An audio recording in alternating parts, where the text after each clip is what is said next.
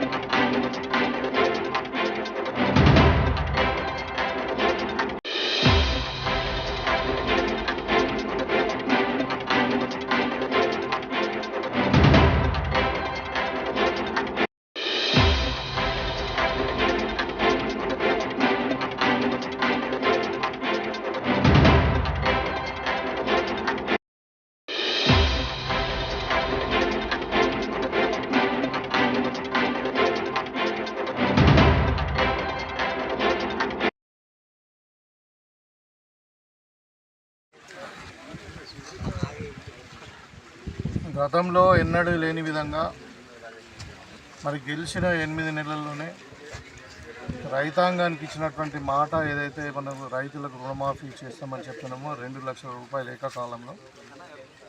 మరి మీకు అందరికీ కూడా తెలుసు, గతంలో పరిపాలించినటువంటి టీఆర్ఎస్ పార్టీ తెలంగాణను 7 లక్షల కోట్ల రూపాయల అప్పు చేసి అప్పుల పాలు చేసినటువంటి సందర్భంలో మరి ప్రజలకు ఇచ్చినటువంటి మాట నిలబెట్టుకోవాలి. కాంగ్రెస్ పార్టీ అంటేనే మాట తప్పని పార్టీ, మాట మీద ఉండేటువంటి పార్టీ కాబట్టి గతంలో చరిత్ర కూడా ఉంది. రైతులకు ఉచిత విద్యుత్ ఇస్తామని చెప్పిన మొదటి సంతకమే రాజశేఖర రెడ్డి గారు చేసినటువంటి సందర్భం. 1 లక్ష రూపాయల రుణమాఫీ కూడా ఏకకాలంలో చేసినటువంటి సందర్భం గతంలో కాంగ్రెస్ పార్టీలో రాజశేఖర రెడ్డి గారి నాయకత్వం జరిగింది. ఇది ఇంకా స్పెషల్ ఏంటంటే ఇది ఒక చరిత్ర, నిజంగా చెప్పాలంటే ఒక చరిత్ర. మన దేశంలో 29 రాష్ట్రాలు ఉన్నాయి. 29 రాష్ట్రాలలో ఈ పథకం ఎక్కడ కూడా ఇంత ఫాస్ట్గా అమలు కాలేదు. 32,000 కోట్లు బ్యాంకు ద్వారా ట్రాన్సాక్షన్ అనేది అసలు దేశ చరిత్రలోనే జరగదు, ఈవెన్ ప్రైవేట్ సెక్టర్లో కూడా జరగదు. సో ఇది మరి ఎన్ని ఇబ్బందులైనా ఇవాళ మనం రైతులను రుణ విముక్తులు చేయాలన్న ఆలోచన ప్రభుత్వం. గతంలో చూసినా మనం రైతులు చాలామంది 1-2 లక్షల రుణాలకే ఆత్మహత్యలు చేసుకున్నటువంటి సందర్భం. ఇవాళ రైతు ఏమనుకుంటాడంటే మాకు భూమి ఉంటే ఎంత అయితే గౌరవం ఉంటుందో అప్పు లేకుంటే కూడా అంతే గౌరవంగా బతుకుతారు. ఒక రైతు ఇంటి ముందు అప్పుల వాడు నిలబడ్డాడంటే వాడు క్షోభించిపోయి మరి ఆత్మహత్య చేసుకునేటువంటి పరిస్థితులు ఇవాళ తెలంగాణ వ్యాప్తంగా దగ్గర 70 లక్షల మంది రైతులను ఆ బ్రాకెట్ ఏదైతే మనకు 2018 డిసెంబర్ 12 నుండి మరి 9th డిసెంబర్ 2023 వరకు ఉన్నవారు అందరూ కూడా 2 లక్షల రూపాయలు రుణమాఫీ చేయడం జరిగింది. అయితే ఇప్పుడు మొన్న 1 లక్ష వరకు ఒకసారి చేయడం జరిగింది. ఇప్పుడు ఈ ఫస్ట్ 30th లోపల మళ్ళీ 1 లక్ష రూపాయలు, ఆగస్టు 15th లోపల 2 లక్షల రూపాయలు రుణమాఫీ చేస్తాం. అయితే ముఖ్యంగా మీకు మీ పత్రికల ద్వారా నేను తెలియజేసానంటే చాలామంది రైతులు అక్కడక్కడ కొంచెం మాఫ్ కాలేదు, ఇంకేదో ఇబ్బందులు ఉన్నాయని అంటూ ఉన్నారు. అన్నిటికి కూడా ఏం చేసామంటే ఇప్పుడు అగ్రికల్చర్ ఎక్స్టెన్షన్ ఆఫీసర్స్కు బాధ్యతలు అప్పచెప్పినాం. సో వాళ్ళకు ఒక యాప్ డౌన్లోడ్ చేసుకొని ప్రతి అగ్రికల్చర్ ఎక్స్టెన్షన్ ఆఫీసర్కి ఒక యాప్ ఇచ్చారు. దాంట్లో మీ ఆధార్ కార్డులు ఫీడ్ చేసి చూస్తే మీకు ఏ కారణం చేత నీకు లోన్ ఆగిపోయింది అన్నది తెలుస్తుంది. అంటే ఫ్యామిలీ ప్రూఫ్ లేదా, లేకుంటే ఇంకా కేవైసీ ప్రాబ్లం ఉందా, లేదంటే ఇంకా ఆధార్ ప్రాబ్లం ఉందా, ఏదైనా తెలుస్తుంది. అందుకనే ఇవాళ జనరల్ ట్రాన్స్ఫర్స్ అయినప్పటికీ మరి ఇవాళ అగ్రికల్చర్ ఎక్స్టెన్షన్ ఆఫీసర్స్ను ఒక 4 రోజులు కూడా ట్రాన్స్ఫర్స్ ఆపేసి ప్రతి రైతుకు రుణమాఫీ చేసేదాకా వీళ్ళందరూ కూడా బాధ్యత తీసుకొని ఈ రుణము మనకి వచ్చిన డబ్బులు కూడా వేరే విధంగా వేరే సైడ్ ట్రాన్స్ఫర్ కాకుండా టోటల్ రైతుల అకౌంట్లోనే జమ చేయాలని, ఏదైనా అవకతవకలు దొరికితే అధికారుల మీద సీరియస్గా కఠినమైన చర్యలు ఉంటాయని చెప్పి ప్రభుత్వం సీరియస్గా చెప్పడం జరిగింది. కాబట్టి నేను ఒకటే విజ్ఞప్తి చేస్తా ఉన్నా, రైతులు ఎవ్వరు కూడా ఆందోళన చెందాల్సిన అవసరం లేదు. ఇవాళ ప్రభుత్వం ఒక మాట ఇచ్చింది, కాంగ్రెస్ పార్టీ ఒక మాట ఇచ్చింది, దాని క్యాబినెట్లో నిర్ణయం తీసుకొని జీవో ఇచ్చిందంటే అది 100% అమలై తీరుతుంది. సో కాబట్టి కొంచెం వారం రోజులు ఆలస్యమైనా కానీ మరి మీరు తప్పకుండా మీకు అందరు కూడా రుణం మాఫ్ అవుతుంది, ఎవరు కూడా ఆందోళన చెందాల్సిన అవసరం లేదు. మీ ఆధార్ కార్డులు, బ్యాంక్ అకౌంట్లు తీసుకొని మీరు ఏదైనా సమస్యలు ఉంటే మరి అగ్రికల్చర్ ఎక్స్టెన్షన్ ఆఫీసర్కు ఏదైతే పెట్టిందో ఆయన దగ్గరికి పోయి మీరు మీ రుణమాఫీ చేయించుకోగలరని చెప్పి చెప్తాము. నిజామాబాద్ రూరల్ కాన్స్టిట్యున్సీలోని ఇందల్వాయి రేంజ్లో మరి అంసాన్పల్లి, లోల, మెల్లారెడ్డిపల్లి సంబంధించినటువంటి ఏరియాలో వీటిలో మరి దగ్గర 34 ఎకరాలలో 25,000 చెట్లు, అది కూడా 22 రకాలు. దాంట్లో చాలా రకాల మొక్కలు ఉన్నాయి. మద్ది, తుమ్మ, ఇవన్నీ వేప, తర్వాత పండ్ల చెట్లు అన్నీ కూడా ఉన్నాయి. ఇవాళ ఇక్కడ ఈ వన మహోత్సవంలో భాగంగా పాల్గొని మరి చెట్లు నాటడం జరిగింది.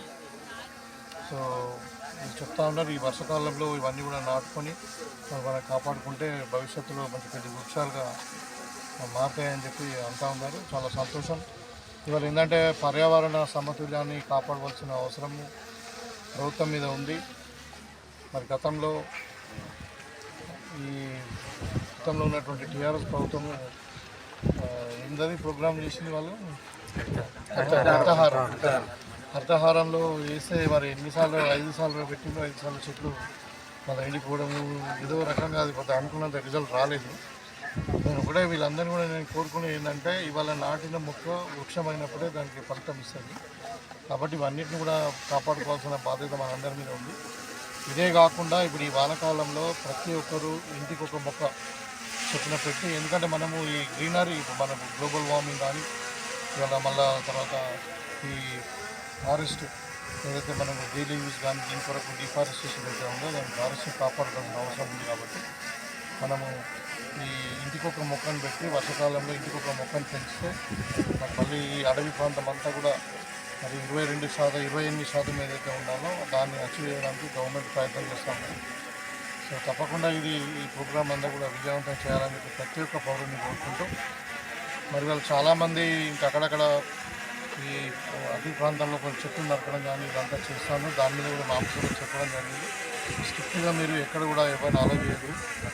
మీరు ఎక్కడైతే మీరు ఈ శాటిలైట్ సర్వే చేసి ఎక్కడైతే ఉంటుందో అవన్నీ కూడా మొత్తం ఫ్రెండ్స్ని తవ్వేసి మరి మన అడవిని కాపాడుకోవాల్సిన బాధ్యత మన మీద ఉంది. కాబట్టి మనందరూ కూడా సూచనలు ఇస్తూ మరి ఈ వానాకాలంలో తెలంగాణలో మొత్తం కూడా కొన్ని లక్షల మొక్కలను నాటి మరి ఈ మన పరివారాన్ని మన తెలంగాణను ఇంకా వర్షాలు ఎక్కువ పడేటట్లు చేసుకోవాలని చెప్పి నేను భావిస్తున్నాను. జై కాంగ్రెస్.